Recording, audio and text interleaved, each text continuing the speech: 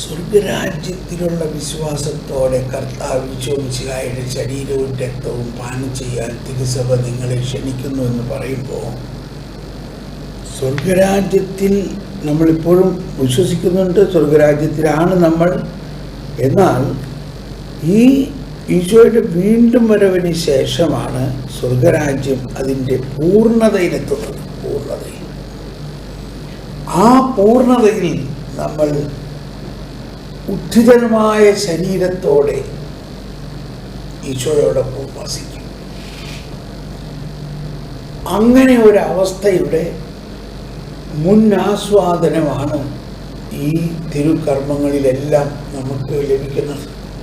അതാണ് വെളിവാക്കപ്പെടുന്നു, സന്നിഹിതമാക്കപ്പെടുന്നു, പകർന്നു നൽകപ്പെടുന്നു. എന്താണ് നമുക്ക് പകർന്നു നൽകുന്നത്? ആയിരുന്നവനും വരാനിരിക്കുന്നവനും ഒരാൾ തന്നെയാണ്. അതാണ് നമ്മൾ പെസഹ തിരിയിൽ ആദ്യം വരച്ച നെടുകയുള്ള വര. എന്തായിരുന്നു? ഇന്നലെയും ഇന്നും എന്നും ഒരാൾ തന്നെ, ആൽഫായും ഒമേഗായും. എല്ലാ സമയവും അവൻ്റേതാണ്, എല്ലാ യുഗവും അവിടത്തേതാണ്. അവൻ എന്നും എന്നേക്കും മഹത്വം. കണ്ടോ, അവിടത്തേതാണ് കാലങ്ങളും യുഗങ്ങളും, അവിടത്തേക്ക് മഹിമയും ആധിപത്യം എന്നും എന്നേക്കും. ആമേൻ.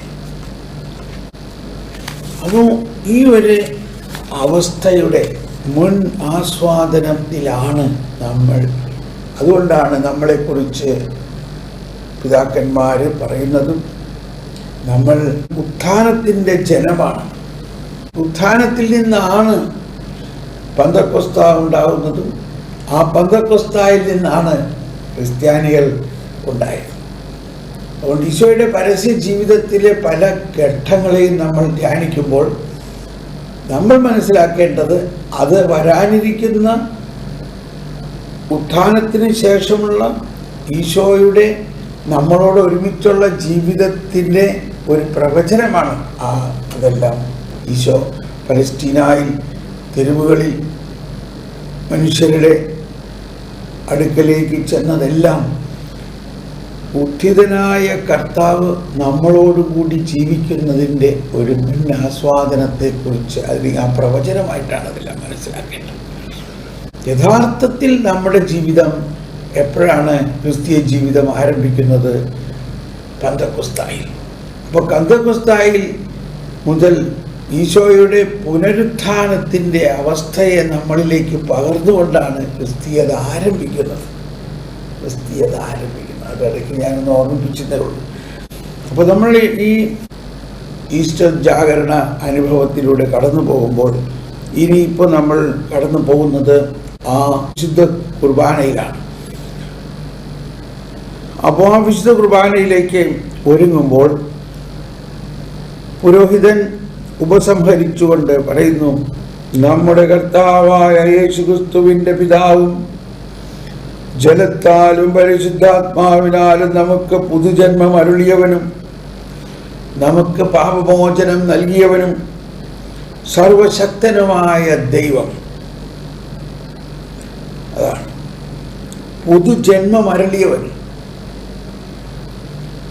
ആ പുതുജന്മം എന്ന് പറയുന്നത് നമ്മുടെ പഴയ ജീവിതത്തെ ഈശോയുടെ കുരിശിൽ തറച്ച് മരിച്ച് അടക്കി അതിൽ നിന്നും ഈശോ ഉയർത്തെഴുന്നേറ്റപ്പോൾ നമ്മളും ഈശോയോടൊപ്പം ഉയർത്തെഴുന്നേറ്റു. അതാണ് പുതുജന്മം. അത് നമ്മൾ ശരിക്ക് വിശ്വസിക്കണം. നമുക്ക് പുതുജന്മം അരുളിയവനും നമുക്ക് പാപമോചനം നൽകിയവനും സർവശക്തനുമായ ദൈവം തൻ്റെ കൃപാവരത്താൽ. എന്താണ് കൃപ? അതാണ് ദൈവീക ജീവൻ മാനുഷികതയിൽ ലയിക്കുന്നു. തൻ്റെ കൃപാവരത്താൽ നമ്മുടെ കർത്താവായ യേശുക്രിസ്തുവിൽ നമ്മെ കാത്തുപാലിച്ച് നിത്യജീവനിലേക്ക് നമ്മെ നയിക്കുമാറാകട്ടെ. പുരോഹിതൻ ജനങ്ങളുടെ മേൽ തീർത്ഥം തെളിക്കുന്നു.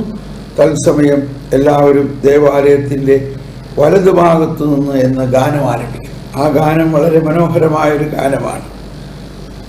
ദേവാലയത്തിൻ്റെ വലതുഭാഗത്തു നിന്ന് നിർഗമിക്കുന്ന ജലപ്രവാഹം ഞാൻ കണ്ടു. ഹല്ലേലൂയ. ഈ ജലധാര ആരെല്ലാം സ്പർശിച്ചുവോ അവരെല്ലാം രക്ഷ പ്രാപിച്ചു. എന്നിട്ട് അവർ ഉദ്ഘോഷിച്ചു, ഹല്ലേലൂയ, ഹല്ലേലൂയ. കണ്ടു ഞാൻ മോദമാർന്നു,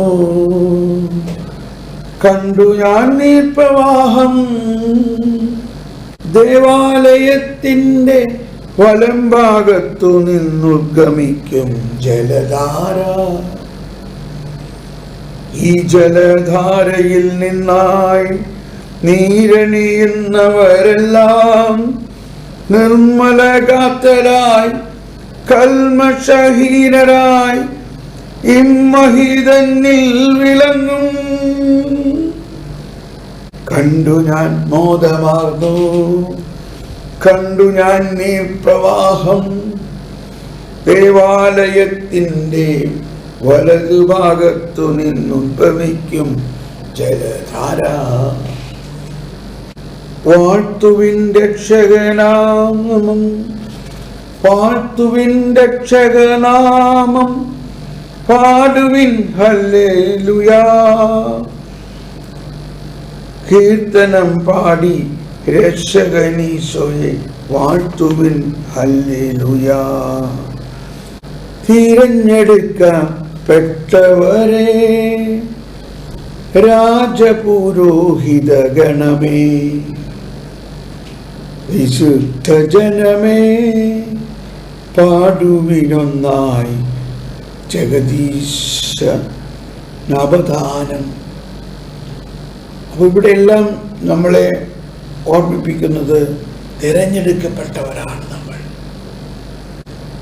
തിരഞ്ഞെടുക്കപ്പെട്ടവരാണ് നമ്മൾ, രാജകീയ പുരോഹിത ഗണമാണ് നമ്മൾ, വിശുദ്ധ ജനമാണ് നമ്മൾ. ഇതെല്ലാം കർത്താവിൻ്റെ പീഡാസഹനവും മരണവും ഉത്ഥാനത്തിൻ്റെ യോഗ്യതയിലൂടെയാണ് ഇതെല്ലാം നമുക്ക് ലഭിച്ചിരിക്കുന്നതെന്ന് പാടുക നിങ്ങൾ. ഹല്ലേലൂയ. സ്നേഹമുള്ളവരെ, ഇനിയാണ് ഈ രാത്രിയുടെ 4ാം ഭാഗം, സ്തോത്രയാഗ കർമ്മം, അതായത് വിശുദ്ധ ബലി അർപ്പണത്തിലേക്ക് പ്രവേശിക്കുന്നു. പുരോഹിതൻ അൾത്താരെ സമീപിക്കുകയും പതിവുപോലെ സ്തോത്രയാഗ കർമ്മം ആരംഭിക്കുകയും ചെയ്യുന്നു. കാഴ്ചവെപ്പിന് അപ്പവും വീഞ്ഞും കൊണ്ടുവരുന്നു. പിന്നെ നൈവേദ്യ പ്രാർത്ഥന. കർത്താവേ, ബലിവസ്തുക്കളോടൊപ്പം അങ്ങേ ജനത്തിൻ്റെ പ്രാർത്ഥനകൾ സ്വീകരിക്കണമേ. അങ്ങനെ പെസഹ രഹസ്യം വഴി അങ്ങ് സമാരംഭിച്ചത് അങ്ങേ ശക്തിയാൽ ഞങ്ങൾക്ക് നിത്യാൗഷധമായി തീരുമാറാകണമേ. ഞങ്ങൾ പ്രാർത്ഥിക്കുന്നു ഞങ്ങളുടെ കർത്താവായ ക്രിസ്തു വഴി. ഇപ്പം ഇതിനു മുമ്പ് വായനകളെല്ലാം കഴിഞ്ഞു, പ്രസംഗം കഴിഞ്ഞു. അതിനുശേഷമാണ് ഈ ജ്ഞാനസ്നാനം. ആ ജ്ഞാനസ്നാനത്തിൻ്റെ അവസാനത്തിൽ വിശ്വാസ പ്രമാണം ചെല്ലുന്നു. അപ്പോൾ അതെല്ലാം ആ വിശുദ്ധ കുർബാനയുടെ അല്ലെങ്കിൽ വിശുദ്ധ ബലിയുടെ സ്തോത്രയാഗ കർമ്മവുമായിട്ട് ഒന്നിച്ച് നീങ്ങുന്നു. ഇനി ഈ സ്തോത്രയാഗ കർമ്മത്തിലെ പ്രധാന ഒരു പ്രാർത്ഥന ഞാൻ എപ്പോഴും പറയാറുള്ള ആമുഖ ഗീതങ്ങളാണ്. ആമുഖ ഗീതങ്ങൾ. അപ്പോൾ ആ ആമുഖ ഗീതങ്ങൾ ഓരോ കുർബാനയിലും വ്യത്യസ്തമായ ആമുഖ ഗീതങ്ങളുണ്ട്. ഈ ഉയർപ്പ് ഞായറാഴ്ച കാലഘട്ടത്തിലെ ആമുഖ ഗീതങ്ങൾ വളരെ പ്രത്യേകമാണ്. ഇപ്പോൾ പെസഹ കാലം കഴിഞ്ഞു. അത് കഴിഞ്ഞിട്ടുള്ള 2ാം ഞായറാഴ്ച, 3ാം ഞായറാഴ്ച, 4ാം ഞായറാഴ്ച അവിടെയും ആമുഖ ഗീതങ്ങളുണ്ട്. ഇപ്പോൾ ഞാൻ പ്രാർത്ഥിക്കാൻ പോകുന്നത് പെസഹ കാലത്ത് തന്നെ 1, 2, 3 ആമുഖ ഗീതങ്ങളുണ്ട്. പെസഹ കാലം 1ാം ആമുഖ ഗീതം. ഇത് ഞാൻ പല പ്രാവശ്യം മുൻപ് പറഞ്ഞിട്ടുള്ളതാണ്. ആരെങ്കിലും ആദ്യമായി കേൾക്കുന്നുണ്ടെങ്കിൽ അവർക്ക് വേണ്ടിയാണ് ഞാനിത് പറയുന്നത്. ലത്തീൻ ആരാധനാക്രമത്തിലെ സുറിയാനി ആരാധനാക്രമത്തിലും വ്യത്യസ്തമായ പ്രാർത്ഥന കാലത്തിനനുസരിച്ചുണ്ട്. അതാണ് നമ്മൾ ആ കുർബാന പുസ്തകത്തിൻ്റെ ബാക്ക് സൈഡിൽ ഇപ്പോൾ ഉയർപ്പ് തിരുനാൾ കാലഘട്ടം. ആ ഉയർപ്പ് തിരുനാൾ കാലഘട്ടത്തിലേക്ക് ആമുഖ പ്രാർത്ഥന, സങ്കീർത്തനങ്ങൾ, കാറോസൂസ എല്ലാം വ്യത്യസ്തമാണ്. ഇനി അങ്ങനെ ഓരോ കാലഘട്ടം, അങ്ങനെ 8-9 കാലഘട്ടങ്ങളുണ്ട്. അത് പുസ്തകത്തിൻ്റെ കുർബാന പുസ്തകത്തിൽ തന്നെയുണ്ട്. എന്ന പോലെ ലത്തീൻ ആരാധനാക്രമത്തിലെ കാലഘട്ടത്തിനനുസരിച്ച്, കാലഘട്ടം എന്ന് പറയുന്നത് ലിറ്റർജിക്കൽ കാലഘട്ടം, ഉയർപ്പ് തിരുനാൾ കാലഘട്ടം, ലഗി സീസൺ, പിറവി തിരുനാൾ, അങ്ങനെ നൊയമ്പ് കാലം, ഓരോന്നിനും വ്യത്യസ്തമായി അങ്ങനെ 50ഓളം ആമുഖ ഗീതങ്ങളുണ്ട്. 50ഓളം ആമുഖ ഗീതങ്ങൾ. അത് എനിക്ക് വളരെ ഹൃദയസ്പർശിയും ആത്മീയ വളർച്ചയും തന്ന ഒന്നാണ്. ഞാൻ എപ്പോഴും പ്രാർത്ഥിക്കാറുള്ളതും എൻ്റെ ഹൃദയത്തിൽ ആഴമായി പതിഞ്ഞിട്ടുള്ള ഒരാമുഖ ഗീതം, അത് ഈ ഉയർപ്പ് കഴിഞ്ഞിട്ടുള്ള സാധാരണ നാളുകളിൽ പ്രാർത്ഥിക്കുന്ന ഒരു പ്രാർത്ഥനയാണ്. കർത്താവേ, അങ്ങയുടെ മനുഷ്യാവതാരത്തിലൂടെ അങ്ങ് ഞങ്ങളെ പിതാവുമായിട്ട് ഐക്യപ്പെടുത്തുകയും അനുരഞ്ജനിപ്പിക്കുകയും അങ്ങയുടെ പീഡാനുഭവത്തിലൂടെ ഞങ്ങളുടെ പാപങ്ങളെ ഉന്മൂലനം ചെയ്യുകയും അങ്ങയുടെ പുനരുത്ഥാനത്തിലൂടെ ഞങ്ങൾക്ക് പുതുജീവൻ നൽകുകയും അങ്ങയുടെ സ്വർഗാരോഹണത്തിലൂടെ ഞങ്ങൾക്കായി സ്വർഗം തുറക്കുകയും ചെയ്തതിനാൽ ഞങ്ങൾ അങ്ങേ ആരാധിക്കുന്നു, സ്തുതിക്കുന്നു.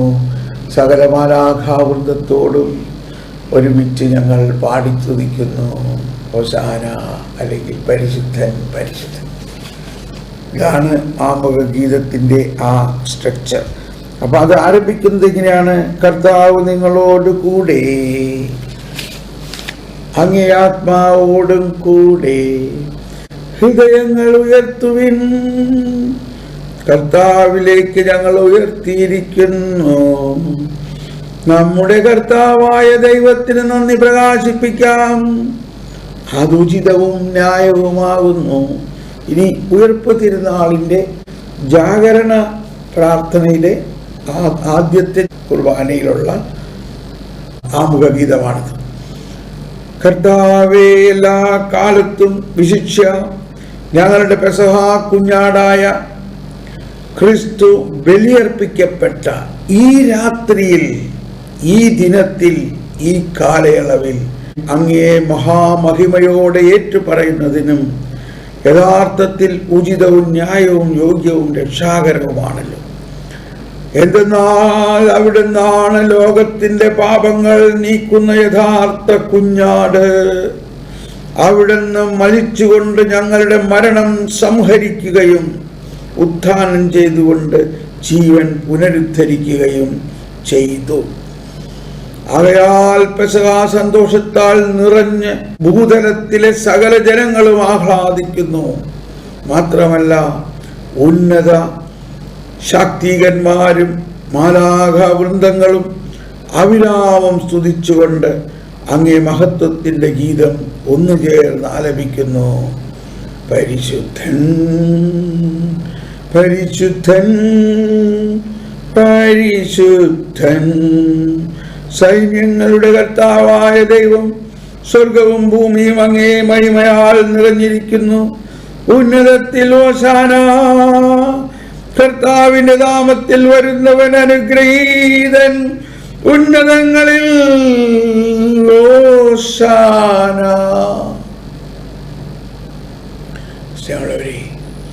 ഇവിടെ സാധാരണ കുർബാനയിൽ നമ്മൾ വളരെയധികം ശ്രദ്ധിക്കേണ്ട എല്ലാ സമയമുണ്ടെങ്കിലും ഇവിടെ ചുരുങ്ങിയ വാക്കുകളിലൂടെ ഈ രക്ഷാകര രഹസ്യത്തെ പ്രതി നമ്മൾ നന്ദി പറയുകയും, എന്താണ് ആരാധനാക്രമം എന്നുള്ളത് നമ്മൾ പഠിച്ചത്, വെളിവാക്കപ്പെടുകയും സന്നിഹിതമാക്കപ്പെടുകയും പകർന്നു കൊടുക്കപ്പെടുകയും ചെയ്യും. ഇതിവിടെ സംഭവിക്കുകയാണ്. അതാണ് ഈ അനാഫറയിലാണ് അതിൻ്റെ ഏറ്റവും, ആ അനാഫറയുടെ ആരംഭമാണ് ഇത്. പ്രോപ്രിയ എന്നാണ് സുറിയാനിയിൽ അതിനെ പറയുന്നത്. ആ ഓരോ കാലത്തിനനുസരിച്ചുള്ള പ്രാർത്ഥനയെ പ്രോപ്രിയ. അപ്പോൾ ആ പ്രോപ്രിയയിലും ഇതുപോലെ വ്യത്യസ്തമായ പ്രാർത്ഥനകളുണ്ട്. അതിനുശേഷം അനാഫറ പ്രാർത്ഥന. അപ്പോൾ ഇവിടെ ആ ആമുഖ ഗീതം നമ്മൾ അതിനെ കൂടുതൽ മനസ്സിലാക്കി അതിൻ്റെ അർത്ഥം ഗ്രഹിക്കുമ്പോൾ ഒന്നുകൂടി ഞാൻ അത് പ്രാർത്ഥിക്കാൻ പോവുകയാണ്.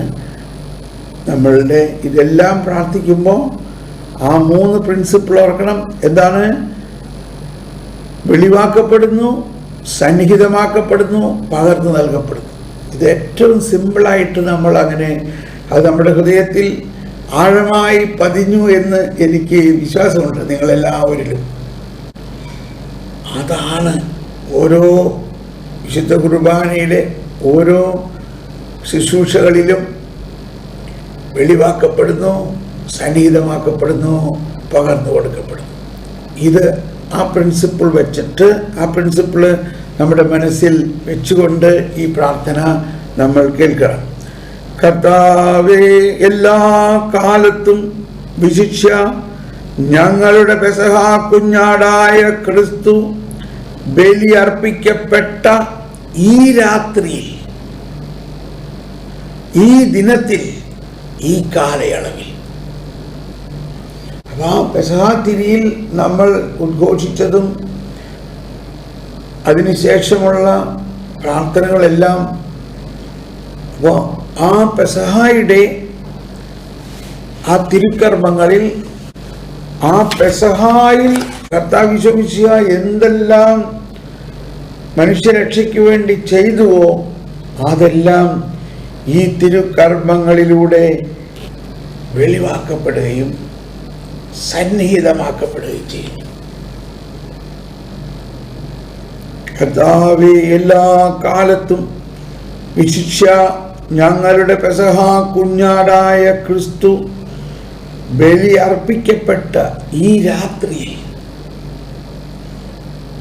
ആ നമ്മുടെ ജാഗരണ രാത്രി എന്ന് പറയുന്നത് അത്രയ്ക്ക് പ്രത്യേകമായ നിമിഷങ്ങളാണ്. അത് സഭയുടെ ആരാധനാക്രമം അനുസരിച്ച് ആരും നോക്കണ്ട അത് എക്സാക്റ്റ് ആ രാത്രിയാണോ, അന്ന് വെള്ളിയാഴ്ചയല്ലല്ലോ, അന്ന് ഞായറാഴ്ചയല്ലേ എന്നൊക്കെ പറഞ്ഞ് ആരും ആർഗ്യുമെന്റ് ചെയ്തിട്ട് കാര്യമില്ല. ആരാധനക്രമത്തിൽ സമയത്തിനതീതമാണ്, കാലത്തിനതീതമാണ്, ദിവസത്തിനതീതമാണ്, ആൽഫായും ഒമേഗായുമാണ്. എന്നാൽ നമ്മളിത് ഈ ആരാധനാക്രമത്തിൻ്റെ ഭാഗമായിട്ട് നമ്മൾ ഇത് വിശ്വസിക്കുമ്പോൾ അത് നമുക്ക് അവിടെ അനുഭവമാകുന്നു, പകർന്നു കൊടുക്കപ്പെടുന്നു. ക്രിസ്തുവിൻ്റെ ആ പെസഹ രഹസ്യങ്ങൾ നമ്മളിൽ അന്ന് നടന്നപ്പോൾ നമ്മൾ ഈശോയുടെ ആ കാൽവരിയിലുണ്ടായിരുന്നു, ഈശോ ഉയർത്തെഴുന്നേറ്റത് നമ്മൾ കണ്ടു, ഈശോയുടെ കൂടെ നടന്നു എന്ന പോലത്തെ ഒരു അനുഭവമാണ് നമുക്കിപ്പോൾ തരുന്നത്. ഇത് നിങ്ങൾ വിശ്വസിക്കണം സംശയാതീതമായിട്ട്. കർത്താവേ, എല്ലാ കാലത്തും വിശിഷ്യ ഞങ്ങളുടെ പെസഹ കുഞ്ഞാടായ ക്രിസ്തു ബലിയർപ്പിക്കപ്പെട്ട ഈ രാത്രിയിൽ, ഈ ദിനത്തിൽ, ഈ കാലയളവിൽ അങ്ങേ മഹാമഹിമയോടെ ഏറ്റുപറയുന്നത് യഥാർത്ഥത്തിൽ ഉചിതവും ന്യായവും യോഗ്യവും രക്ഷാകരവുമാണല്ലോ. അതിനാലെ കർത്താവേ, പ്രാർത്ഥിപ്പൂ ഞങ്ങൾ അവിടത്തെ നാമ മഹത്വത്തിനായി. ശുദ്ധീകരിച്ചു തെളിച്ചൊരി കൈത്തിരി പൊലിയാതെ കൂരിരുൾ നീക്കിടട്ടെ. ഇതെങ്ങനെയാ സംഭവിക്കണേ? ഈ കൈത്തിരി, ഈ പെസഹാത്തിരി, ഈ പ്രകാശം പൊലിയാതെ നമ്മൾ കാത്തു പരിപാലിക്കാനാണ് ഈ വിശുദ്ധ കുർബാന സ്ഥാപിച്ചത്. എന്നും നമുക്ക് എപ്പോൾ വേണമെങ്കിലും നമുക്ക് പാർട്ടിസിപ്പേറ്റ് ചെയ്യാം, അനുഭവിക്കാം. മാത്രമല്ല, ഒരിക്കൽ അനുഭവിച്ച വിശുദ്ധ കുർബാന ഇത് ആ നിമിഷത്തിലേക്ക് വേണ്ടിയല്ല, അത് നിത്യതയിലേക്ക് വേണ്ടിയാണ് നമുക്ക് തന്നിരിക്കുന്നത്. നിത്യതയിലേക്ക്. ഇപ്പോൾ ചിലവർക്ക് എല്ലാ ദിവസവും കുർബാന അർപ്പിക്കാനുള്ള സൗകര്യം ഉണ്ടാവില്ലായിരിക്കും. പക്ഷെ അവിടെ നമ്മൾ അനുഭവിച്ച കഴിഞ്ഞ കുർബാന അർപ്പണം നമ്മളെ നിത്യതയിലേക്ക് വരെയുള്ള ആചാരമാണ്. ഇനി ഈ പ്രാർത്ഥന തുടരുന്നു. എന്തെന്നാൽ അവിടുന്നാണ് ലോകത്തിൻ്റെ പാപങ്ങൾ നീക്കുന്ന യഥാർത്ഥ കുഞ്ഞാട്. അതായത് പഴയ നിയമത്തിൽ ആരംഭം മുതൽ കുഞ്ഞാട് കുഞ്ഞാട് കുഞ്ഞാട്. ഇപ്പൊ പെട്ടെന്ന് എൻ്റെ മനസ്സിലേക്ക് വരുന്നത് ആദത്തിനെയും ഹൗവയെയും തോട്ടത്തിൽ നിന്ന് പുറത്താക്കി എന്ന് നമ്മൾ പറയാറുണ്ട്. പുറത്താക്കി, അത് നമ്മൾ ഒരു പ്രാവശ്യം പറഞ്ഞിട്ടുണ്ടെന്ന് വിചാരിക്കുന്നു. അവരെ പുറത്താക്കുക എന്ന് പറഞ്ഞതിൻ്റെ അർത്ഥം അവർ ഇനി അവിടെ നിന്നാൽ ഉത്ഭവ പാപം ചെയ്ത് ദൈവത്തിൻ്റെ കൃപാവരം നഷ്ടപ്പെട്ട ആ ആത്മീയതയോടെ അവർ വീണ്ടും കൈനീട്ടി ജീവന്റെ വൃക്ഷത്തിൽ നിന്ന് പറിച്ചു ഭക്ഷിച്ചാൽ ആ പാപാവസ്ഥയിൽ അവർ നിത്യതയിലേക്കാവും. പിന്നെ അവരെ രക്ഷിക്കാൻ പറ്റില്ല. അതുകൊണ്ട് ദൈവമായ കർത്താവ് അവർക്ക് തുകൽ കൊണ്ട് ഉടയാട ഉണ്ടാക്കി അവരെ ധരിപ്പിച്ചു. ഇവിടെ സഭാപിതാക്കന്മാർ വിചിന്തനം ചെയ്യുന്നത് എന്തിൻ്റെ തുകലാണ് ദൈവം അവിടെ ഈ ആദത്തെയും ഹവ്വയുടെയും നഗ്നത മറയ്ക്കാൻ വേണ്ടി ഉപയോഗിച്ചത്. ഇത് ഈശോയുടെ വസ്ത്രം മുഴുവനും ഉരിഞ്ഞു മാറ്റി ഈശോ നഗ്നനാക്കപ്പെട്ടത് ആദി പിതാക്കന്മാര് പാപം മൂലം നഗ്നത മനസ്സിലായ ആ അവസ്ഥയുടെ തന്നെ പുനരുദ്ധരണത്തിന് വേണ്ടിയാണ്. ദൈവപിതാവ് അവരെ തുകൽ കൊണ്ട് വസ്ത്രമണിയിച്ചപ്പോൾ അന്ന് തന്നെ ഒരു വിധത്തിൽ പറഞ്ഞാൽ തുകൽ ഉണ്ടാക്കാൻ വേണ്ടി മൃഗങ്ങളെ കൊല്ലേണ്ടി വന്നിട്ടുണ്ട്. അപ്പം അതിന് മറ്റൊരു ഭാഷയിൽ പറഞ്ഞാൽ ദൈവപിതാവ് തന്നെ കുഞ്ഞാടിനെ അറുത്തു. ഏത് മൃഗത്തിൻ്റെ തുകലാണ് എടുക്കാൻ സാധ്യത? അങ്ങനെയാണ് കുഞ്ഞാട് ഈ രക്ഷാകര പദ്ധതിയിൽ പ്രവേശിച്ചു. ദൈവത്തിൻ്റെ സകല സൃഷ്ടികളും ഗോതമ്പും വെള്ളവും മുന്തിരിച്ചാറും എല്ലാം എന്ന പോലെ തന്നെ ഈശോ ഈ രക്ഷാകര പദ്ധതിയിൽ കുഞ്ഞാട് ജീവൻ കൊടുത്തുകൊണ്ട് രംഗപ്രവേശിച്ചിരിക്കുന്നു. കുഞ്ഞാടിന്റെ രക്തം പുരണ്ട തുകൽ കൊണ്ട് ആദത്തെയും ഹവ്വയെയും ധരിപ്പിച്ചപ്പോൾ വാസ്തവത്തിൽ 1000 വർഷങ്ങൾക്ക് ശേഷം ബലി അർപ്പിക്കാനിരിക്കുന്ന നിത്യപുരോഹിതനായ പെസഹ കുഞ്ഞാട് ഈ രാത്രിയിൽ ഈ ദിനത്തിൽ അർപ്പിച്ച ആ ബലിയർപ്പണത്തിന്റെ യോഗ്യതയിലാണ് പറുദീസായിൽ നിന്നും തുകൽ കൊണ്ട് വസ്ത്രം അണിയിച്ചപ്പോൾ അവർക്ക് ആശ്വാസമായി അവരെ ആ സ്ഥലത്ത് നിന്നും പുറത്തു കൊണ്ടുവന്നത്. അവർ ഇനി അവിടെ നിന്നാൽ പാപം കൂടുതൽ ചെയ്തു പോകും. അങ്ങനെ അന്നു മുതൽ എവിടെയെല്ലാം കുഞ്ഞാടിനെ നമ്മൾ കാണുന്നു അവിടെയെല്ലാം കാണുന്ന കുഞ്ഞാട് ആയിരിക്കുന്നവനും ആയിരുന്നവനും വരാനിരിക്കുന്നവനുമായ പെസഹ കുഞ്ഞാടിൻ്റെ മുൻ അനുഭവമാണ് എന്ന് നമ്മൾ വിശ്വസിച്ചുകൊണ്ട് വേണം ഇത് പ്രാർത്ഥിക്കാൻ. എല്ലാ കാലത്തും കർത്താവേ, എല്ലാ കാലത്തും കണ്ടോ, വിശിഷ്യ ഞങ്ങളുടെ പെസഹ കുഞ്ഞാടായ ക്രിസ്തു ബലിയർപ്പിക്കപ്പെട്ട ഈ രാത്രി. അതിനുശേഷം എന്തെന്നാൽ അവിടുന്നാണ് ലോകത്തിൻ്റെ പാപങ്ങൾ നീക്കുന്ന യഥാർത്ഥ കുഞ്ഞാട്. അവിടുന്ന് മരിച്ചുകൊണ്ട് ഞങ്ങളുടെ മരണം സംഹരിക്കുകയും ഉത്ഥാനം ചെയ്തുകൊണ്ട് ജീവൻ പുനരുദ്ധരിക്കുകയും ചെയ്തു. അപ്പോൾ അവിടുത്തെ ഈ പീഡാനുഭവം മരണത്തിൻ്റെ മുൻ അനുഭവമാണ് പറുദീസായിൽ നിന്ന് തുകൽ കൊണ്ട് വസ്ത്രമണിയിച്ച് അവരെ പുറത്താക്കിയപ്പോൾ അവർക്കുണ്ടായ ഗ്യാരണ്ടി. അവർക്കൊരു ഗ്യാരണ്ടി കൊടുക്കുകയാണ്, നിങ്ങളെ രക്ഷിക്കാൻ ഞാൻ ഒരു പദ്ധതി ചെയ്തിട്ടുണ്ട്.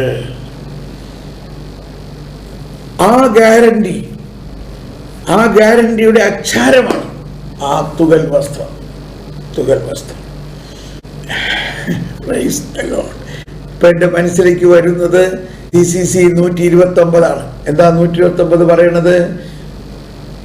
ക്രിസ്ത്യാനികൾ പഴയ നിയമം വായിക്കുമ്പോൾ മരിച്ചുയർത്ത ക്രിസ്തുവിന്റെ കണ്ണുകളിലൂടെ വേണം വായിക്കാൻ. കത്തോലിക്കര് പ്രത്യേകിച്ച് പഴയ നിയമം വായിക്കുമ്പോൾ, ക്രിസ്ത്യാനികൾ പഴയ നിയമം വായിക്കുമ്പോൾ CCC 129 എന്തെന്നാൽ മരിച്ചു ഉത്ഥാനം ചെയ്ത ക്രിസ്തുവിന്റെ വെളിച്ചത്തിലാണ് ക്രിസ്ത്യാനികൾ പഴയ നിയമം വായിക്കുന്നത്. അപ്പോ അത്രയും മതി, അത് ഓർക്കണം. അപ്പോഴാണ് ഈ കുർബാനയുടെ ആ വ്യാപ്തി, ഈ കുർബാന ലോകം മുഴുവനും വേണ്ടി അർപ്പിക്കുന്ന ഈ ബലി ഞങ്ങളുടെ കരങ്ങളിലൂടെ സ്വീകരിക്കണേ എന്നെല്ലാം പറയുമ്പോൾ ലോകം മുഴുവനും വേണ്ടി അർപ്പിക്കുന്ന ബലി. ഓക്കെ, അങ്ങനെ ഈ ആമുഖ ഗീതം കഴിഞ്ഞു. അങ്ങനെ പാതിരാ കുർബാന കഴിഞ്ഞു. അപ്പൊ പാതിരാ കുർബാനയിൽ പെസഹ കാലത്തെ ഒന്നാം ആമുഖ ഗീതം പ്രാർത്ഥിച്ചു. ഇനി പാതിരാ കുർബാന കഴിഞ്ഞിട്ടുള്ള അടുത്ത കുർബാനയിൽ രണ്ടാം ആമുഖ ഗീതമാണ്. അതാണ് നമ്മൾ മനസ്സിലാക്കേണ്ടത്. പെസഹ കാലം രണ്ടാം ആമുഖ ഗീതി. കർത്താവ് നിങ്ങളോടുകൂടി അതെല്ലാം പ്രാർത്ഥിച്ചിട്ട്, കർത്താവേ എല്ലാ കാലത്തും വിശിഷ്യ ഞങ്ങളുടെ പെസഹ കുഞ്ഞാടായ ക്രിസ്തു ബലിയർപ്പിക്കപ്പെട്ട ഈ കാലയളവിൽ, അത് കഴിഞ്ഞിട്ട് അവിടുന്ന് വഴി വെളിച്ചത്തിന്റെ മക്കൾ നിത്യജീവിതത്തിലേക്ക് ഉയരുകയും വിശ്വാസികൾക്കായി സ്വർഗരാജ്യത്തിന്റെ കവാടങ്ങൾ തുറക്കപ്പെടുകയും ചെയ്യുന്നു. എന്തെന്നാൽ അവിടുത്തെ മരണത്താൽ ഞങ്ങളുടെ മരണം ഇല്ലാതാവുകയും അവിടുത്തെ ഉത്ഥാനത്താൽ സകലരുടെയും ജീവൻ ഉയർപ്പിക്കുകയും ചെയ്തു. ആകയാൽ പെസഹ സന്തോഷത്താൽ നിറഞ്ഞ് ഭൂതലത്തിലെ സകല ജനങ്ങളും ആഹ്ലാദിക്കുന്നു. അപ്പോൾ ഈ ഒരു വ്യത്യസ്തത എവിടെയാണ്? അവിടുന്ന് വഴി വെളിച്ചത്തിന്റെ മക്കൾ നിത്യജീവിതത്തിലേക്ക് ഉയരുകയും, ഒന്നുകൂടി വായിക്കാം, ഇത് രണ്ടാമത്തെ കുർബാനയില്. അവിടുന്ന് വഴി വെളിച്ചത്തിന്റെ മക്കൾ നിത്യജീവിതത്തിലേക്ക് ഉയരുകയും വിശ്വാസികൾക്കായി സ്വർഗരാജ്യത്തിന്റെ കവാടങ്ങൾ തുറക്കപ്പെടുകയും ചെയ്യുന്നു. എന്തെന്നാൽ അവിടുത്തെ മരണത്താൽ ഞങ്ങളുടെ മരണം ഇല്ലാതാവുകയും അവിടുത്തെ ഉത്ഥാനത്താൽ സകലരുടെയും ജീവൻ ഉയർപ്പിക്കുകയും ചെയ്തു. ഇനി മൂന്നാം ആമുഖ ഗീതം നോക്കാം. പെസഹ കാലം മൂന്നാം ആമുഖ ഗീതം. അതിലെ വ്യത്യാസം ഈ നടുവിലുള്ള പ്രാർത്ഥനയാണ്.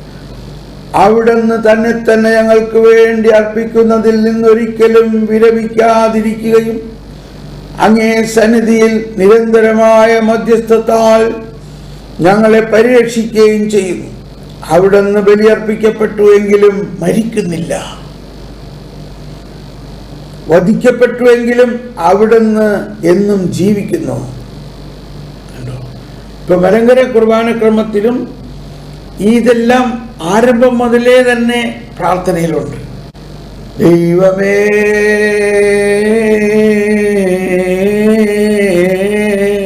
നീ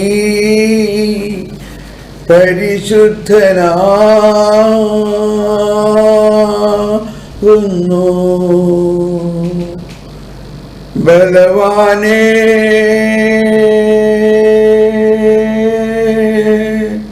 നീ പരിശുദ്ധനാകുന്നു, മരണമില്ലാത്തവനേ നീ പരിശുദ്ധനാകുന്നു, ഞങ്ങൾക്ക് വേണ്ടി ക്രൂശിക്കപ്പെട്ടവനേ. അപ്പോൾ ഈ പ്രാർത്ഥനകളെല്ലാത്തിലും ഈ രഹസ്യമാണ് അടങ്ങിയിരിക്കുന്നത്. അവൻ മരിച്ചു എങ്കിലും ഞങ്ങൾക്ക് വേണ്ടി അർപ്പിക്കുന്നതിൽ നിന്ന് ഒരിക്കലും വിരമിക്കാതിരിക്കുകയും അങ്ങേ സന്നിധിയിൽ നിരന്തരമായി മധ്യസ്ഥത്താൽ ഞങ്ങളെ പരീക്ഷിക്കുകയും ചെയ്തു. അവിടുന്ന് ബലി അർപ്പിക്കപ്പെട്ടുവെങ്കിലും മരിക്കുന്നില്ല. കണ്ടോ? അപ്പൊ എന്താണ് അതിൻ്റെയൊക്കെ അർത്ഥം? ഞങ്ങൾ മരിച്ചത് കണ്ടതാണല്ലോ, മരിച്ച അവനെ ശരീരം എടുത്ത് അടക്കപ്പെട്ടല്ലോ, പിന്നെ മരിക്കുന്നില്ല എന്ന് പറഞ്ഞതിന്റെ അർത്ഥം എന്താ? ഇങ്ങനെ നമ്മൾ ചിന്തിക്കണം. ബലിയർപ്പിക്കപ്പെട്ടു എങ്കിലും മരിക്കുന്നില്ല, വധിക്കപ്പെട്ടു എങ്കിലും അവിടുന്ന് എന്നും ജീവിക്കുന്നു. അപ്പൊ ഇതെല്ലാമാണ് വിസ്മയം എന്ന് പറയുന്നത്. തുടർന്ന് നാലാമത്തെ പ്രാർത്ഥന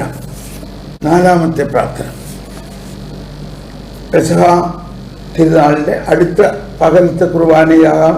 അങ്ങനെ നാലാമത്തെ പ്രാർത്ഥനയിൽ, എന്തെന്നാൽ പുരാതനമായവനെ ഉന്മൂലനം ചെയ്യപ്പെടുകയും തകർന്ന പ്രപഞ്ചം നവീകരിക്കപ്പെടുകയും ക്രിസ്തുവിൽ ഞങ്ങൾക്കായി ജീവന്റെ സമഗ്രത സമുദ്ധരിക്കപ്പെടുകയും ചെയ്തു. പ്രീഫേസ് എന്ന് പറയും, ഗൂഗിൾ ചെയ്താലും മതി. പ്രീഫേസസ് ഇൻ ദ ലാറ്റിൻ ലിറ്റർജി എന്ന് അടിക്കുമ്പോൾ ഉടനെ PDF-ൽ 50ഓളം പ്രീഫേസിൻ്റെ ഒരു ഡോക്യുമെൻ്റ് വരും. അത് ഡൗൺലോഡ് ചെയ്ത് പ്രിന്റ് ചെയ്തെടുക്കാം. മലയാളത്തിൽ അത് കിട്ടുമെന്നറിയില്ല. മലയാളത്തിൽ ഈ കുർബാന പുസ്തകത്തിൽ നിന്ന് തന്നെ നമ്മൾ എടുക്കണം. എന്തെന്നാൽ പുരാതനായവ ഉന്മൂലനം ചെയ്യപ്പെടുകയും, അതാണ് പാപവും പാപത്തിൻ്റെ സകല ആധിപത്യങ്ങളും പിശാചിൻ്റെ ആധിപത്യത്തെയും ഈശോ മിശിഹ കുരിശിൽ തറച്ചു അതിനെ പരാജയപ്പെടുത്തുകയും അതിനെ ഉന്മൂലനം ചെയ്യപ്പെടുകയും തകർന്ന പ്രപഞ്ചം നവീകരിക്കപ്പെടുകയും ക്രിസ്തുവിൽ ഞങ്ങൾക്കായി ജീവന്റെ സമഗ്രത സമുദ്ധരിക്കപ്പെടുകയും ചെയ്തു. സ്നേഹമുള്ളവരെ, ഇന്ന് നമ്മളിവിടെ നിർത്താം. നമുക്ക് ഈ ആമുഖ ഗീതങ്ങൾ ആർക്കെങ്കിലും ആവശ്യമുണ്ടെങ്കിൽ എനിക്ക് എഴുതുക. വാട്സപ്പിൽ ആമുഖ ഗീതം എന്ന് മാത്രം എഴുതുക. അപ്പോൾ ഞാനിത് ഇന്ന് വായിച്ചത് ഞാൻ നിങ്ങൾക്ക് ഫോർവേഡ് ചെയ്യാം. അതിലെ ആ പ്രത്യേക പ്രാർത്ഥനകളെ നിങ്ങളൊരു പുസ്തകത്തിൽ എഴുതി വയ്ക്കുക. അത് ഈ വിശുദ്ധ ബലിയർപ്പണ സമയത്ത് ഓർക്കുക. ആ പ്രാർത്ഥന സമയത്ത് നമ്മൾ അത് ഓർക്കുമ്പോൾ ക്രിസ്തു വെളിവാക്കപ്പെടുന്നു. ഓർക്കുക എന്ന് പറയുമ്പോൾ ഇവിടുത്തെ അർത്ഥം ക്രിസ്തു സന്നിഹിതമാക്കപ്പെടുന്നു, ക്രിസ്തു പകർന്നു നൽകപ്പെടുന്നു. വരുവിൻ നമുക്ക് പ്രാർത്ഥിക്കാം. കർത്താവേ, എല്ലാവരും ഒരുമിച്ച് ശ്രമിച്ച് പ്രാർത്ഥിക്കാം. ഹല്ലേലൂയാ, ഹല്ലേലൂയാ, ഹല്ലേലൂയാ. ഈ ഉത്ഥാനത്തിൻ്റെ അനുഭവം ഓരോ ദിവസവും ഞങ്ങൾക്ക് കൂടുതലായി അനുഭവിക്കുമാറാകട്ടെ. ഈശോയേ നന്ദി, പരിശുദ്ധാത്മാവേ നന്ദി. പരിശുദ്ധാത്മാവേ, ഇന്നത്തെ ഈ ക്ലാസ്സിലൂടെ ഉത്ഥാനത്തിൻ്റെ തിരുക്കർമ്മങ്ങളിൽ നമ്മൾ പങ്കുചേരുകയും അതിൻ്റെ വലിയ അർത്ഥവ്യാപ്തി മനസ്സിലാക്കുകയും ചെയ്യാൻ ഞങ്ങളെ അനുഗ്രഹിച്ചതിന് നന്ദി പറയുന്നു. കർത്താവേ, നന്ദി പറയുന്നു. കർത്താവേ, പ്രാർത്ഥിപ്പൂ ഞങ്ങൾ